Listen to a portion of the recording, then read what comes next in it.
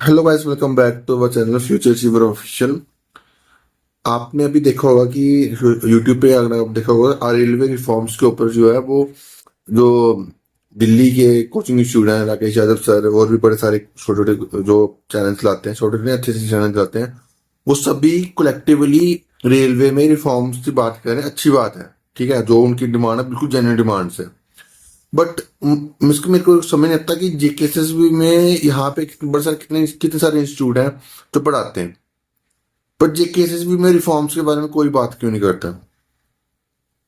क्योंकि अ, अब बड़े सारे बच्चे जो है वो जूनियर स्टैंड की पोस्टों का वेट कर रहे हैं, जूनियर स्टेनोग्राफी की पोस्टों का वेट कर रहे हैं, हेल्थ डिपार्टमेंट की पोस्टों का वेट कर रहे हैं, और भी बड़ी सारी पोस्ट हैं, कोऑपरेटिव डिपार्टमेंट की भी पोस्ट रेफर हुई हैं, और भी एक्सट्रा कितनी पोस्ट रेफर हुई होंगी। क्या जेकेएसएसबी की रिस्पॉन्सिबिलिटी नहीं बनती कि यार एटलीस्ट जो है वो बता दे कि उसके बाद कितनी पोस्ट है, वो कब एडवर्टाइज करने वाली? क्या इसका हक जो बच्चे तैयारी करें उनके पास उनका उनका नहीं है उनका? बट जेकेएसएसबी बिन जेकेएसबी वो अपने दम पे अपने अपने मर्जी से चीजें करेंगी। एटलीस्ट यार कोई कुछ नहीं बोलता, बस एटलीस्ट ये तो कर सकती है जेकेएसएसबी की यार एक प्रॉपर कैलेंडर निकाल सकती है। अभी मैं आपको बताऊं कि मैं मई मंथ में सेक्रेटरी साहब हैं जेकेएसबी के, उनसे मैंने ये सवाल पूछा, उन्होंने बोला कि नेक्स्ट मंथ नेक्स्ट ईयर हम सोचेंगे। हद है यार, नेक्स्ट ईयर आप सोचोगे? 2020 में ये जीएडी में ये इसका जो है रिगार्डिंग जो है वो चीज चल रही थी कि एक एग्जाम प्रॉपर एग्जाम कैलेंडर होना चाहिए इसकी।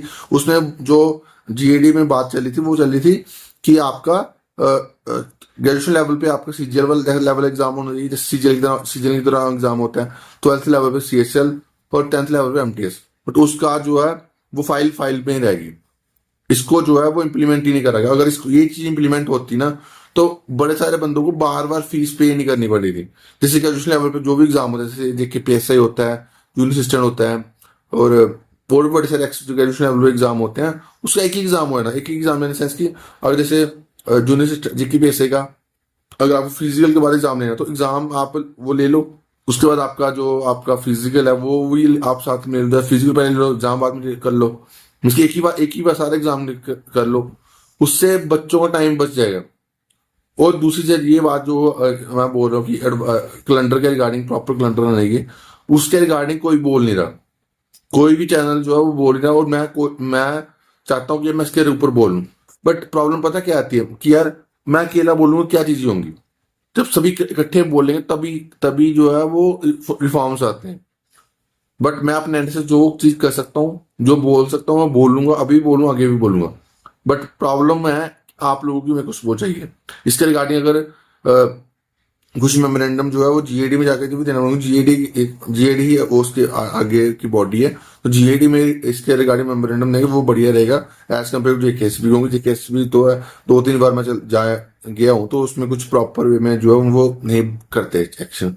ठीक है, तो इसके रिगार्डिंग जीएडी में मेमोरेंडम देने की कोशिश करेंगे। और प्लस जो एमएलए है यहाँ से, जिस यहाँ मेरे अपने डिस्ट्रिक्ट से एमएलए भारत भूषण 2 है, एक और है, तो उनसे मैं उन दोनों को मैं मेमोरेंडम दूंगा मैं इसके रिगार्डिंग कि ये जब असेंबली सेशन नेक्स्ट शुरू हुआ तो इसमें इसके रिगार्डिंग जो है वो गवर्नमेंट से पूछा है कि क्यों नहीं एक प्रॉपर कैलेंडर जी केस में निकालती। बच्चे परेशान हो जाते कब एडवर्टाइजमेंट आएगी, कब चीजें होंगी, तो एटलीस्ट कैलेंडर निकाल तो बच्चों की एंग्जाइटी लेवल तो कम हो जाएगा ना। तो वो चीज कम, वो किसी ने बोलना नहीं है। अभी सभी जो कोचिंग क्लासेस वाले वो एंटी के ऊपर जो कोर्स बेचने पर लगे हुए हैं, कोई उर्दू कोर्स ले बेचने पर लगा, कोई ये चीज जो जेन्युइन इश्यूज है ना उसके ऊपर कोई बात नहीं कर रहा।